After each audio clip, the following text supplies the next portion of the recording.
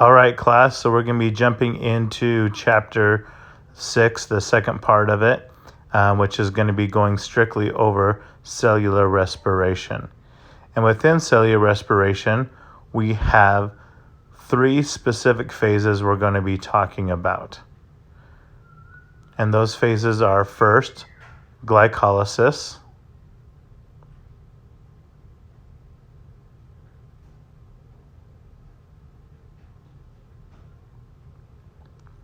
The second phase, which is going to be the citric acid cycle.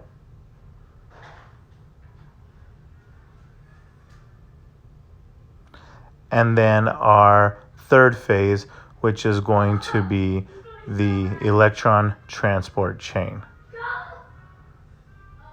Now, each one of these phases, we're going to see different things that we need to be able to get the ATP we want.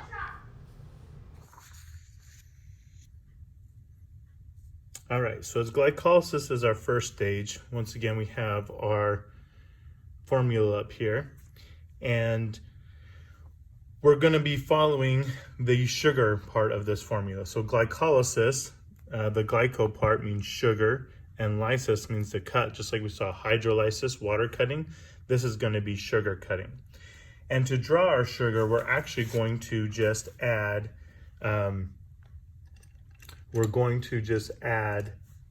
just the carbons. So we will draw them like this.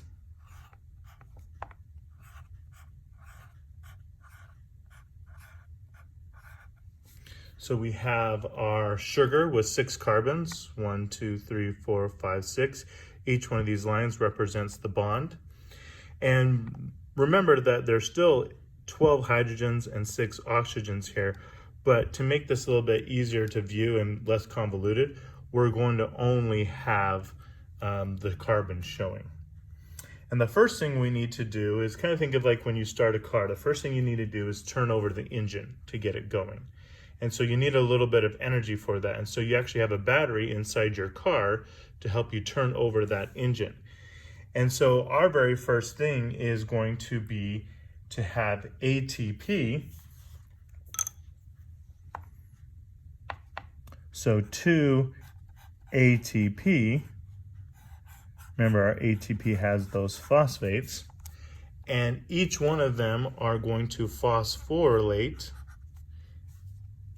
one end of our molecule here. And just like we saw before, when ATP provides energy, one of the phosphates come off. Let's see if this yellow shows up. Yeah, that works.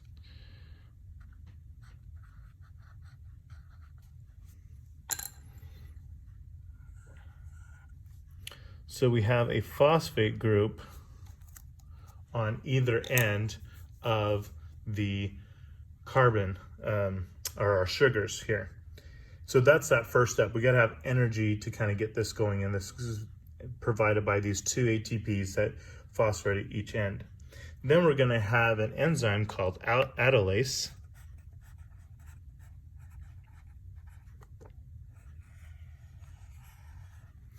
And its job is to come in and cut our sugar in half.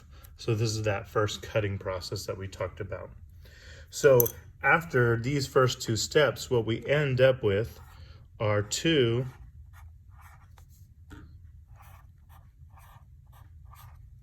3-carbon molecules, and each of them has a phosphate on either end.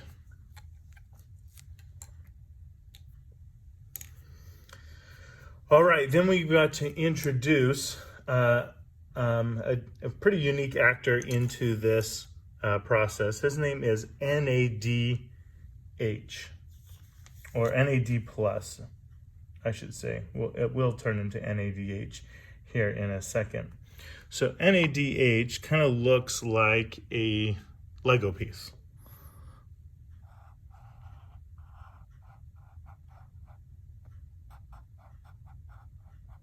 So NAD+, and we're going to have one here as well.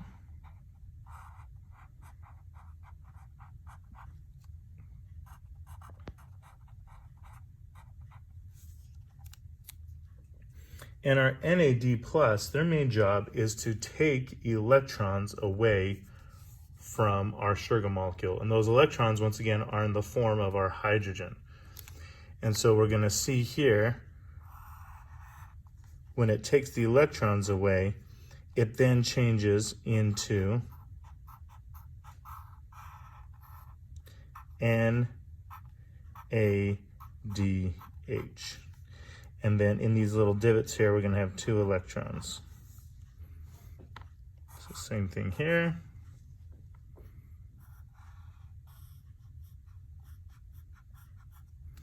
NADH and 2 electrons. So this is the process of taking those electrons away, so the oxidization of our sugar molecules by taking these electrons away. And when I say electrons, you're like, well, I thought this was a hydrogen proton. So yeah, so what ends up happening is, since we're taking just the electrons, the hydrogen protons, which are just going to be these H's with a plus because they're just one proton, they're going to be left here as well. All right, because we're just taking the electrons, so the hydrogen protons, and we're going to use them later.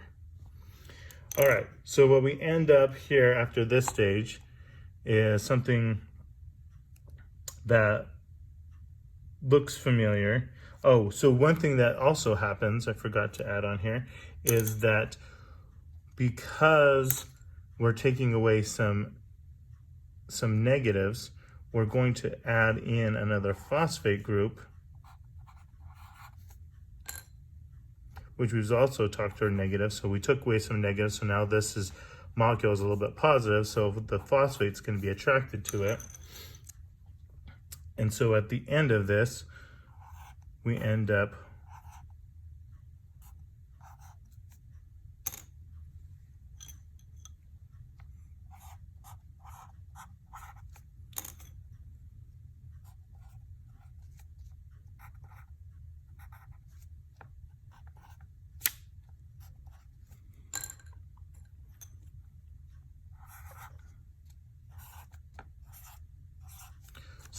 with these 2 3-carbon molecules. Sorry, they're supposed to make these purple. Let's see if I can make these a little bit more purple here.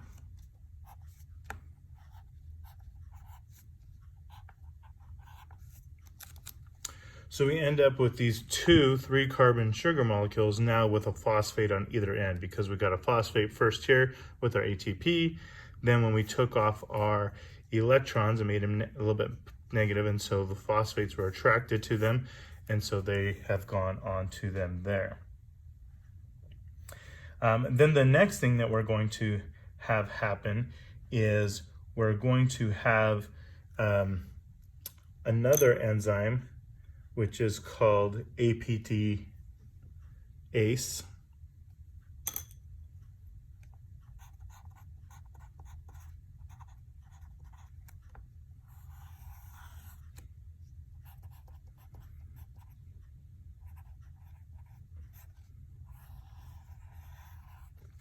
And ATPase, what it's going to do is it's going to actually take off the phosphates of these here and put them onto ADP to create ATP. And so here we're going to have 2, there goes my black.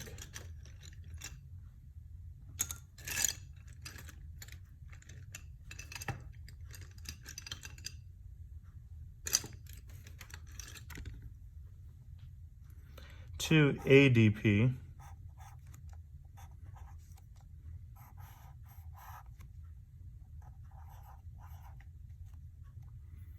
and they're going to come on and grab off, each one of them is going to take a phosphate, so that we end up with 2 ATP.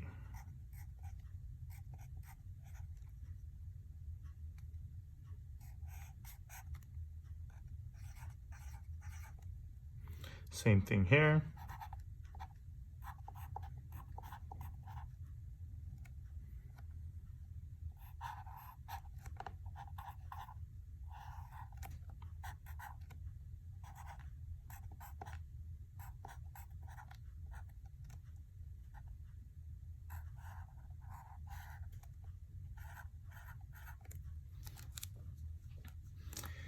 And so what that does with our sugar molecules is at the end of this, they now are just 3 carbon half sugar molecules with no phosphates on them, because these phosphates went with this.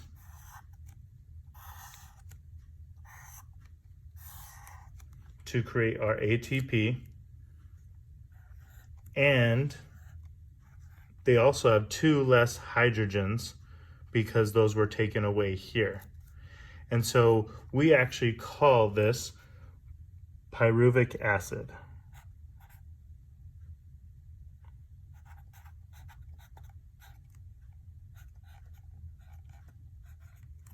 Pyruvic acid is what these guys are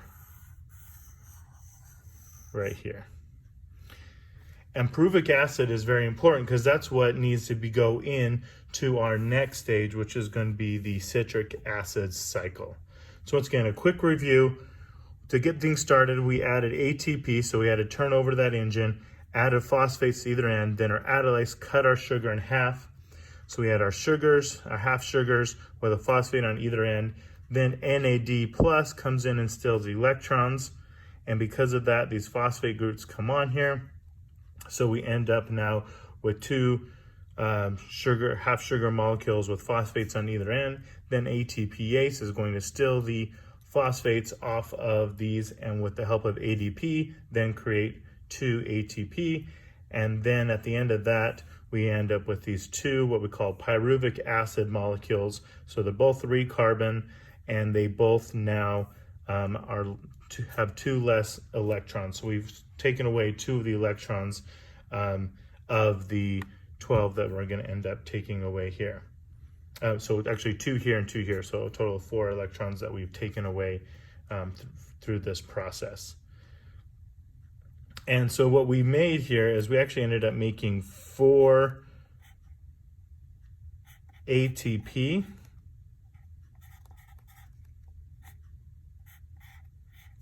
through this process here, but because we had to start off with 2 ATP, the net total is 2 ATP. Now you notice we need to actually end up making 38 ATP, so we haven't made very much just through glycolysis. That's why glycolysis is not enough. We have to go on to our next form, which is going to be our citric acid cycle. All right, so for our citric acid cycle, I'm going to bring that in here. We're going to have here our 2, so there's 2 of these, of our pyruvic acids. So they just came over from our picture, so our 2 pyruvic acids coming in right over here. And remember, so we just used up our sugar, so we don't have to worry about our sugar anymore. That's used up. And so we're going to be able to see here what other things we're going to be able to do. And we created, like I said, just 2 ATP, so not so many. All right, so first thing we're going to end up doing actually is cut off one of the carbons on each of these 2 and release carbon dioxide. So there'll be 2 of these because we're doing that for 1 of each of the pyruvic acids. So then we end up with 2 of those right there. So we've made some carbon dioxide as part of our byproduct. Then as we do that, the next thing we're going to end up doing is have NAD plus come again and steal some more electrons. So now we're going to have two of these, one for each of the two molecules here, two carbon molecules here.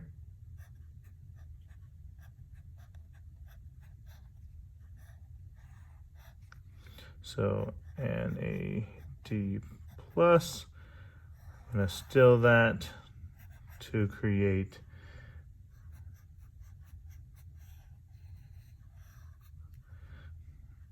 NADH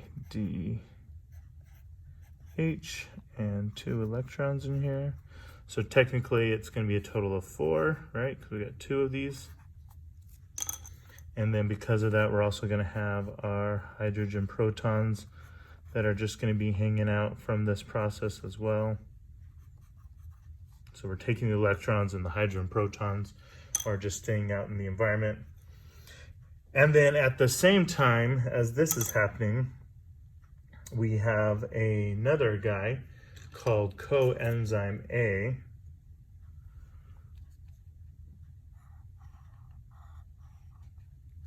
So CoA, and it's going to get attached, so we're going to have 2 of those. And coenzyme A is kind of like the access card to be able to get into the mitochondria.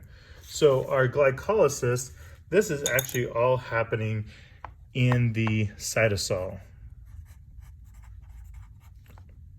of the cell. So nothing is yet in the mitochondria. So then this part is also still happening in the cytosol.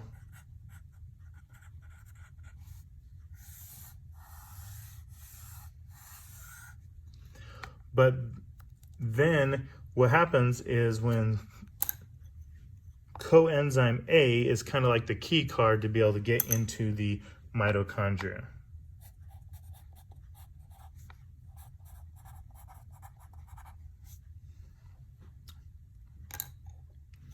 And so now you have both of these guys, and they have coenzyme A, so A attached to them, and that allows them to then enter into the mitochondria to be able to go to the citric acid cycle. In the very middle of the mitochondria in the citric acid cycle, we have what we call the matrix. So this is actually happening in the matrix of the mitochondria, so the very middle of it, and I'll show you a picture of that here in a little bit.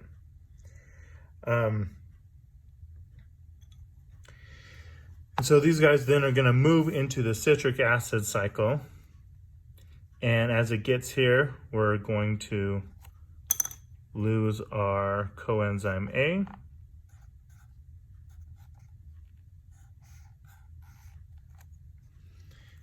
So both of those.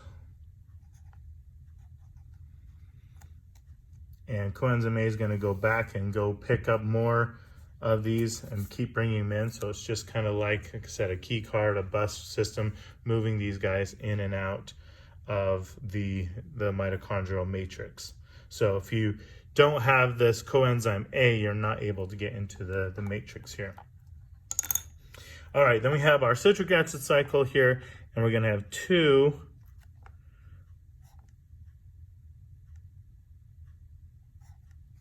of these 2 carbon molecules. Now, when we're talking about the citric acid cycle, the citric acid cycle can only take on one of these acetyls. So this is actually acetyl-CoA, so we call these acetyls. Can only take on one group of these at a time. Kind of think of it kind of as your favorite ride at Disneyland. Let's say your favorite ride at Disneyland is Space Mountain. Now let's not go Space Mountain, let's go Splash Mountain. So Splash Mountain, you ride on these logs that take you all through the story of Brer Bear and Brer Fox and all that kind of fun stuff, and Brer Rabbit. And so you're in this log and you go through the ride, and at the end of the ride you get out of the log, and then that log then is available for the next person to get in. So it's kind of like this big loop or cycle that's happening. So just like when you go to Disneyland, you don't bring your own log to ride on to go to Disneyland. That's the same thing here. There's already going to be a log, right, or a molecule that's going to pick up our acetyl groups right here. And so those are going to be added on. So the log at the very end here has 4 carbons. So this is the empty log. So the ride just got over, here's the exit for the ride, and there's the empty log, and it comes up and it's going to pick up one set of these 2 carbons. So it's end up going to be a 6 carbon molecule once again. And this is called citric acid. That's why this is called the citric acid cycle. All right, so what's going to end up happening is almost immediately after they jump onto the log of the splash mountain right here, our citric acid cycle, we are going to lose carbon dioxide. Okay, so we're going to end up losing one of those, and we're going to end up taking off some electrons. And those electrons will be here from NAD+. Once again, NAD+.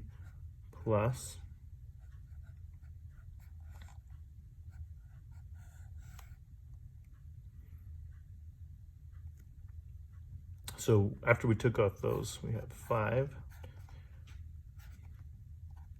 1, 2, 3, 4, 5. We're going to take off some electrons.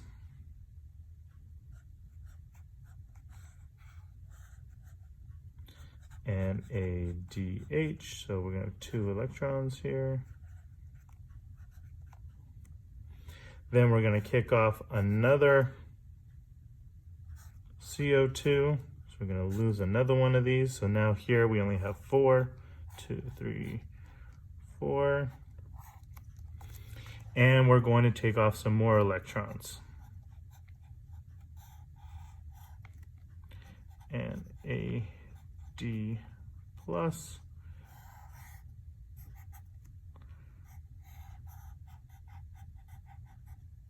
and ADH, so it's the electrons.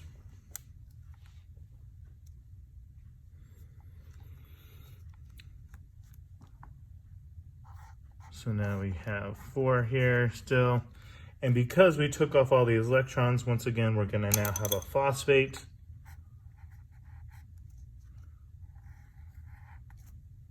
That's going to be attracted to this.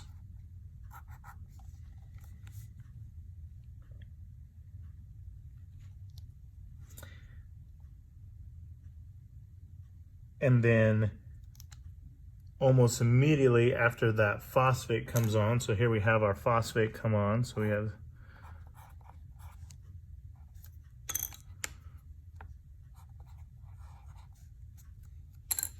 we're going to have that ATPase again.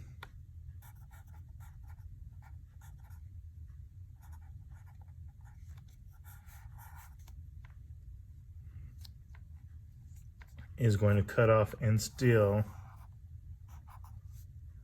let's just do this here, steal that with ADP to create ATP.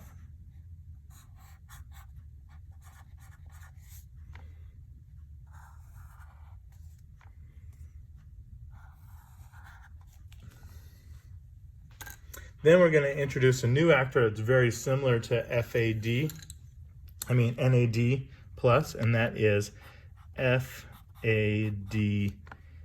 plus. So it's like his cousin. And as you can probably guess, does the exact same thing. Steals electrons to create FADH2.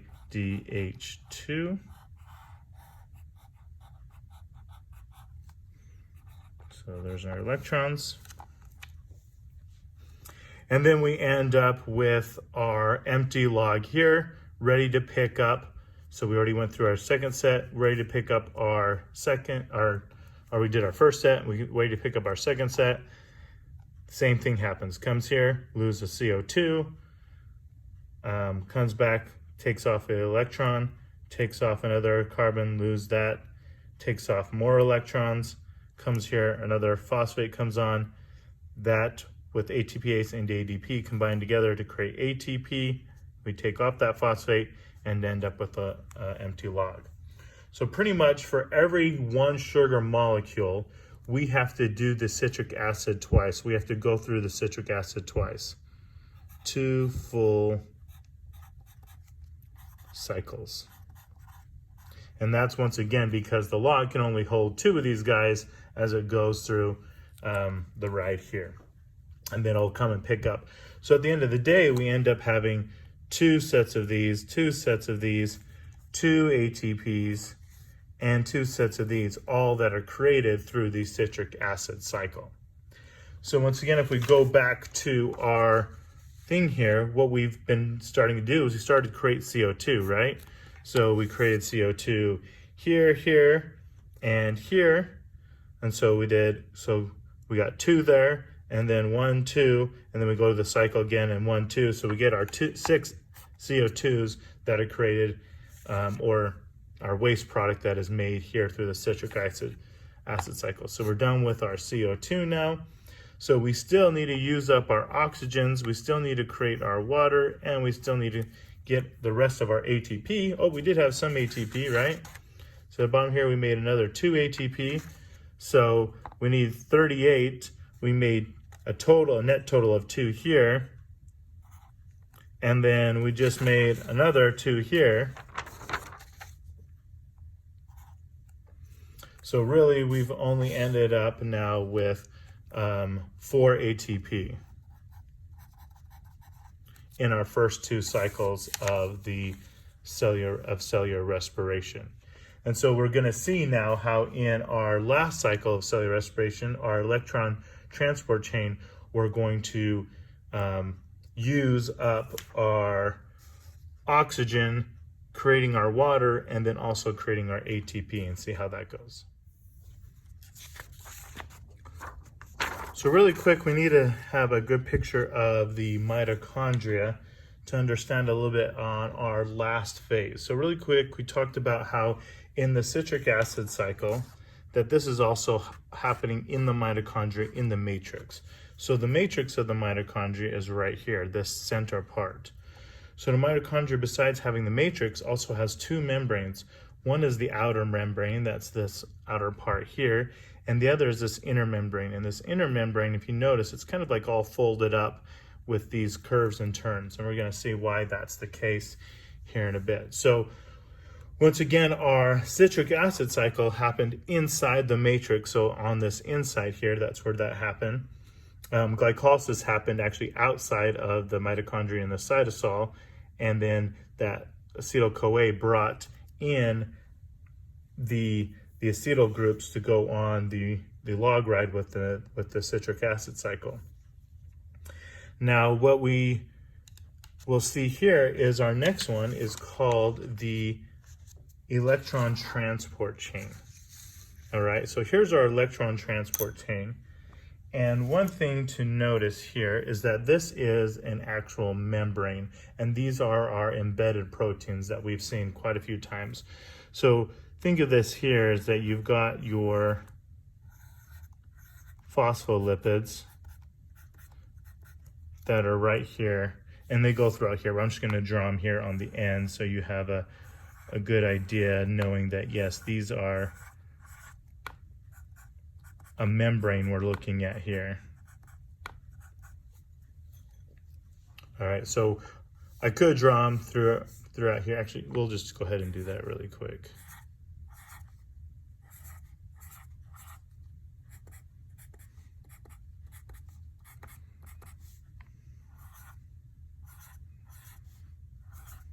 Give you a better visualize that this is definitely a membrane.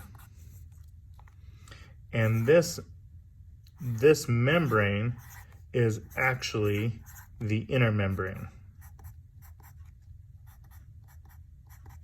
So below here is going to be our matrix. So that's the bottom part here. Up here is going to be the space between membranes.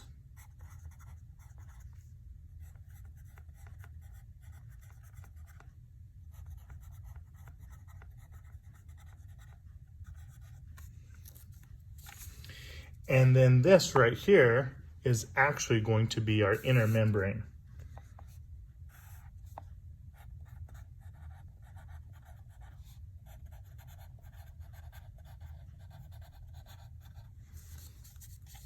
All right, so that is this inner membrane right here.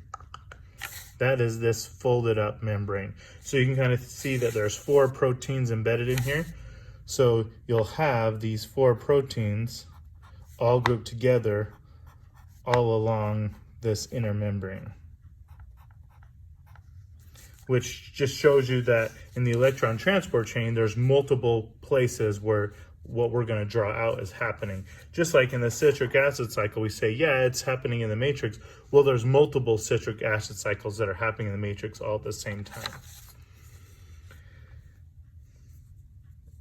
All right, so what ends up happening is all of the electrons we stole from here in the citric acid cycle, and also the electrons we stole during the glycolysis, they are all going to make their way into the electron transport chain. And so I'm only going to draw one of them right now.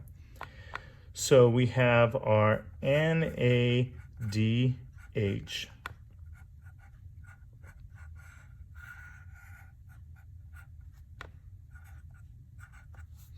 And the electrons that were on it. And what's ended up going to happen is that these electrons are actually going to be put on to our first protein here. And so it's going to dump those 2 electrons into this protein. And this then will become NAD plus again because it no longer has those electrons. And what it's going to do is it's going to go back to go get some more electrons to bring back here. All right, so one thing that's also happening is, remember, in all these, and I forgot to actually draw these here, but we have our hydrogen protons that are coming from every time we take these electrons. So we also have these hydrogen protons that are coming from that. So we have them coming from here, hydrogen protons here, and they're also going to find their way in this area of our inside the matrix in the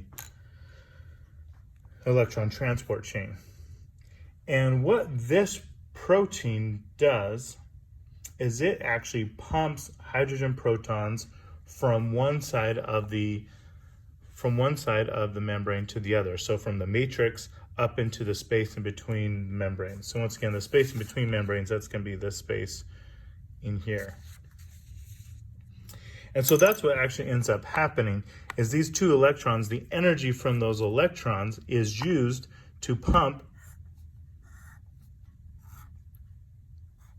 these hydrogen protons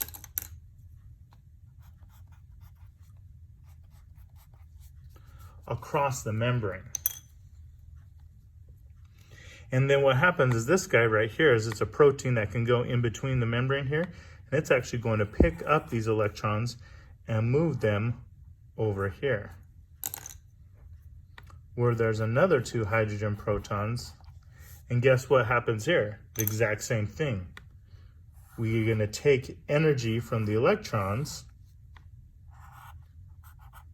to pump those hydrogen protons to the other side of the membrane.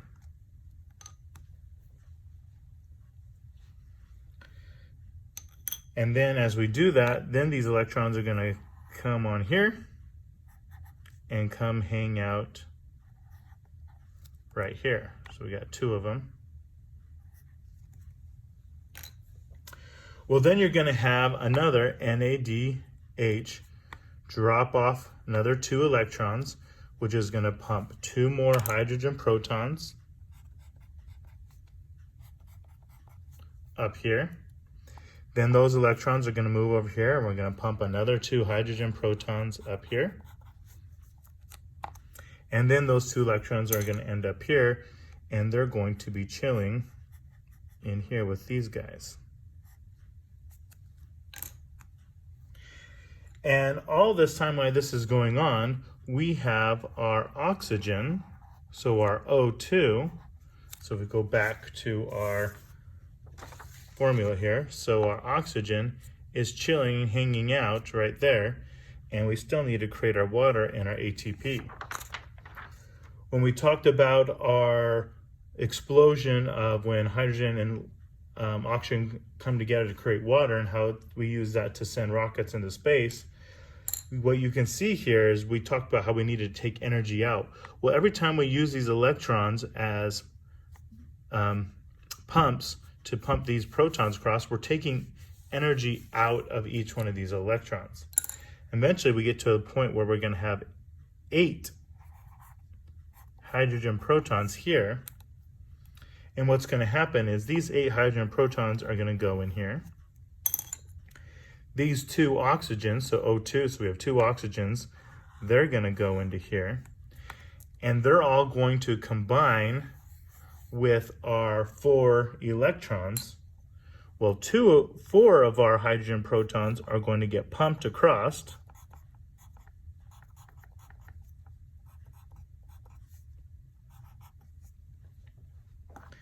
but the rest are going to combine with 4 hydrogen, those with the electrons, and the oxygen now to create water.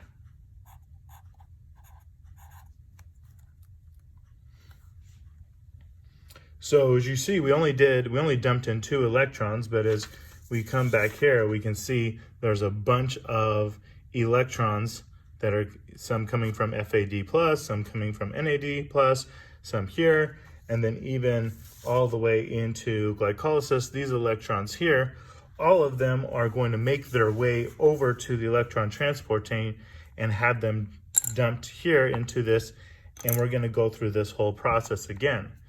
And every time we do this, we're going to pump hydrogen protons across the membrane. Then we're finally going to end up with 4, and we're going to make some more water. And this whole process continues until we make our 6 waters,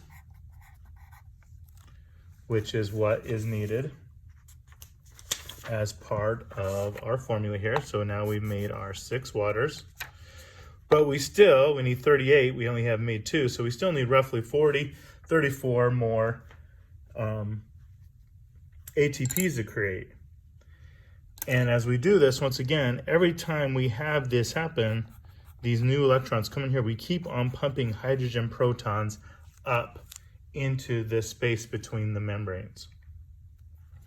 And as we talked about in chapter 5, what happens when you have a high concentration of a particle, or these high concentrations, these hydrogen protons? They want to diffuse, right? They naturally want to diffuse back to this lower concentration because there's not as many hydrogen protons down here. But they're too big to go through here, so they can't just go through there. So that's not going to work. So they need to have something to facilitate. Remember, we talked about facilitative transport, where they utilize diffusion to be able to go down. And this facilitative transport is going to come here in our last protein. And this protein is called ATP synthase.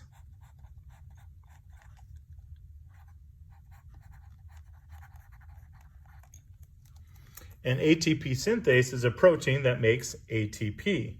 And how it does that is it allows for these hydrogen protons that are starting to build up here in this high concentration that want to go back down to the low concentration.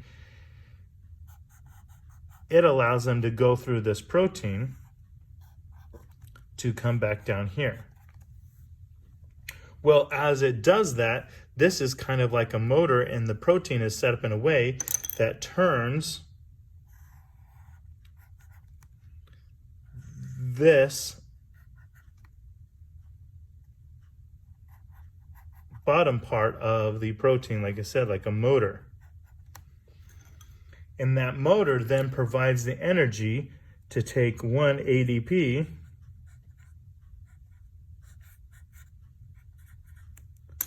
a phosphate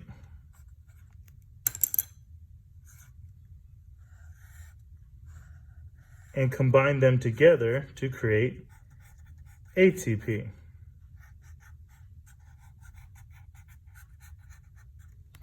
And in fact, there's enough of these hydrogen protons that are running back down here through this ATP synthase to keep turning this proton to then end up creating our 34 ATP. And so that is then how our ATP is created as part of the cellular respiration. So that's our last part. We get our additional 34 ATP so that we now know so that we now have the energy. We can then have those ATP go off and do all different types of, provide different types of energy to all the different machines within the cell. All right, so I know there's a lot of information, and I just want to kind of go over what's the important things to know about each part of the each part of cellular respiration. So the biggest thing is we want to find out what are the most important products of each one of these. And so for glycolysis, the most important product is our pyruvic acid, because our pyruvic acid is what we need to then go into the citric acid cycle, we'll go through this process. Now you might say, oh yeah, but we also made ATP. Yeah, but we only ended up making 2 because we had to use 2 at the beginning. So ATP is not the most important product we make here, because yeah, it's good to have, but it's not a lot. So our most important product is our pyruvic acid. Then when we go to the citric acid cycle, we wonder what's our most important product. And the most important product is going to be all of these electrons that we took, right? All of these electrons. Yes, we made electrons here, but we only made a couple. So yeah, a little bit important, and those are going to go to the electron transport chain. But imagine, look at all these electrons we made here. Yeah, we made some ATP down here, but once again, it's only 2, not a lot. And so the most important thing that we make in the citric acid cycle is the electrons, is harvesting all of these electrons from our sugar molecule, because we then are going to take those electrons and put them into our electron transport chain. And this is where we take the energy from those electrons to pump these hydrogen protons across the gradient, so then we can use the energy that's stored in this high concentration to then move our ATP synthase to then use that energy to create our ATP. And in this process, we also create our water. So what's the most important thing we make here? And that is going to be our ATP. Well, you might say, well, what about our water? Well, our water is a byproduct. That's not what we are looking for. Just kind of like in here, carbon dioxide was made here, but it's a byproduct. We don't really need it. We breathe out the carbon dioxide. And the water in this process, we don't necessarily need it. So our main thing that we make is our ATP. So in the glycolysis, we make the pyruvic acid. In the citric acid cycle, we take all those electrons, and then the electron transport chain, we make the ATP. And that is, my friends, cellular respiration.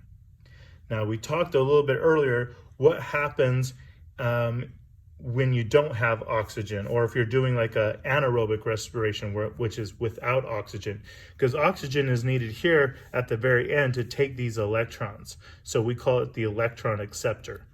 So now what we're going to do is look at what happens when we don't have oxygen to be electron acceptor and do anaerobic respiration. All right, so anaerobic respiration looks a lot like glycolysis. So if we see here is our anaerobic respiration. So it starts off and is going to look a lot like glycolysis. In fact, it's going to do a lot of the very same things. So first we're going to have our sugar molecule. So once again, we're only going to follow the carbons. 1, 2, 3, 4, 5, 6. And the first thing we're going to have is our ATP is going to come in. So we have our 2 ATP. And they're going to come in and phosphorylate either end of our sugar molecule. So exactly the same.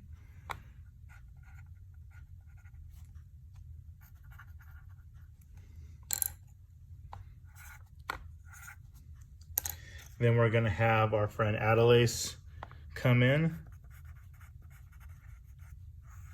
which is going to cut our sugar in half, so that at the end of this first round we have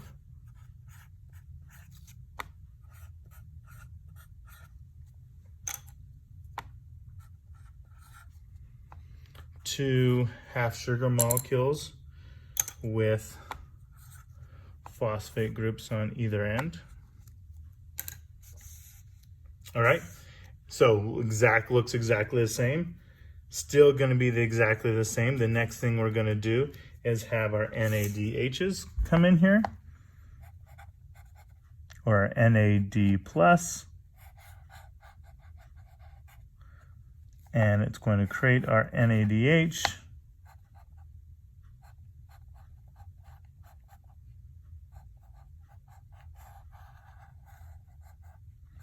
So it's going to take those electrons, so it's going to happen for both of these.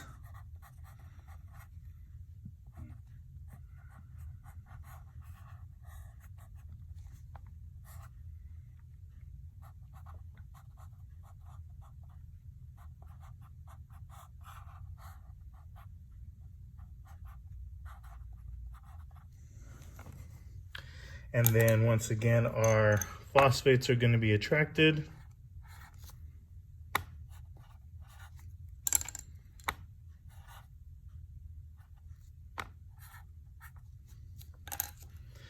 So at the end of this, it's going to look exactly the same. Here, it's going to have 2.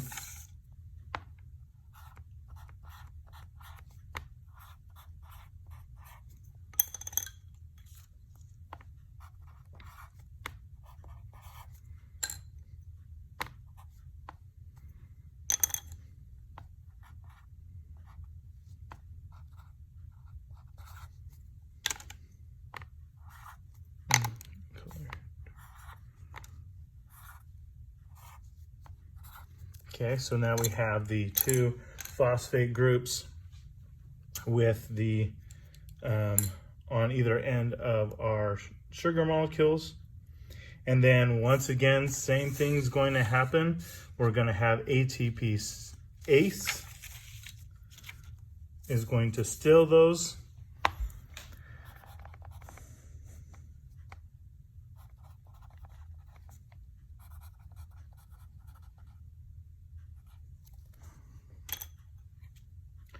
So we're going to have 2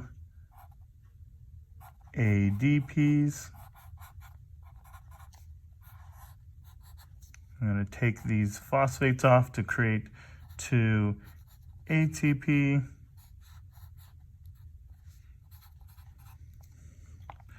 Same thing here.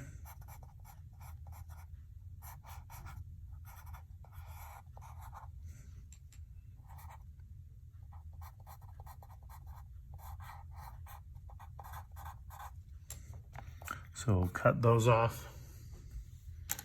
And then we're still going to end up here with, if you remember, we call pyruvic acid. Okay, so these should look exactly the same. So where the difference is now here. So normally in aerobic respiration, our electrons would end up going to the not the citric acid cycle, but to the electron transport chain. Remember, they're going to end up here and they're going to go through the electron transport chain and meet up with our oxygen. But because there's no oxygen here, because this is anaerobic, this is without oxygen, our electrons have nowhere to go. So they can't go do the electron transport chain because there's no oxygen waiting for them there to create water. So instead, we end up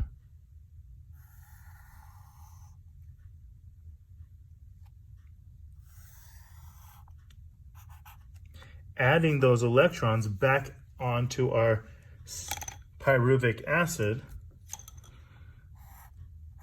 once again creating NAD+, so an empty electron carrier, NAD+.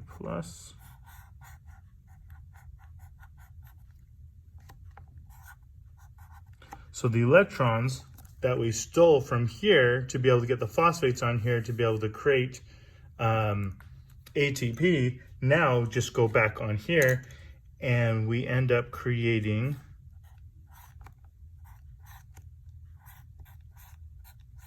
a new molecule that we call lactic acid. Now, if any of you have done much sports, you probably have heard of lactic acid. So what happens is lactic acid is what builds up in your muscles that makes them fatigue. And so it's like, well, why can't I sit here and curl 35 pounds for an hour straight? It's because you're doing anaerobic respiration. Obviously the muscle's getting tired, but you're also doing anaerobic respiration and there's no oxygen. And so what happens is here, this eventually gets released as CO2, gets released as all these other waste products, but instead the waste product now is lactic acid.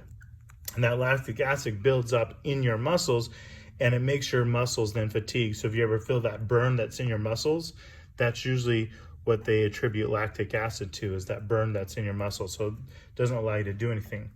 So this whole process, what we did is we were able to make a total of 4 ATP, but really we have to minus the 2 that we started with. So once again, we have a net total of 2 ATP. So you can see why in life, cellular respiration, where we're making 38 ATP, is much better than just doing anaerobic respiration, where you're only making 2 ATP.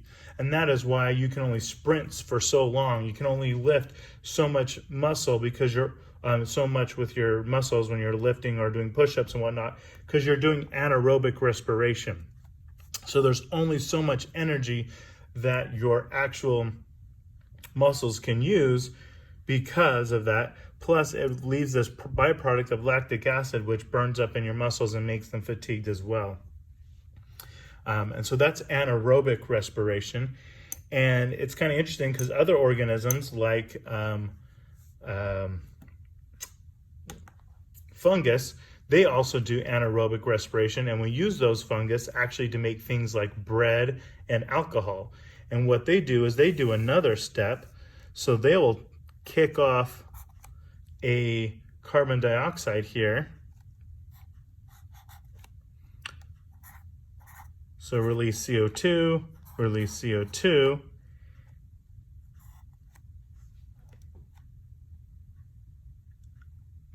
And then that will change this. So now they have 2 of these. And this is now called ethyl alcohol. So this is actually how we make alcoholic drinks.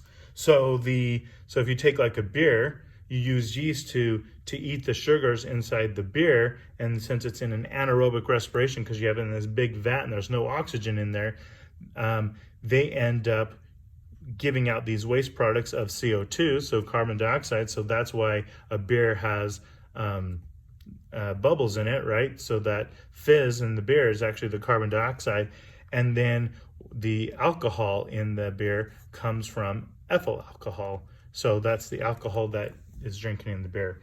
Also, what else do we use fungus for? We use it for like making bread. And so when you put the yeast, which is a fungus, into the bread and the dough, then the dough rises. The rising is because of the release of the CO2. And then Also, it will have alcohol in it. But the nice thing is when you throw that dough into the oven to bake it, all the alcohol burns off. But now you have a nice fluffy piece of bread because of all the CO2 that helped the dough rise in that whole process. So that's anaerobic respiration, and that is the end of chapter 6.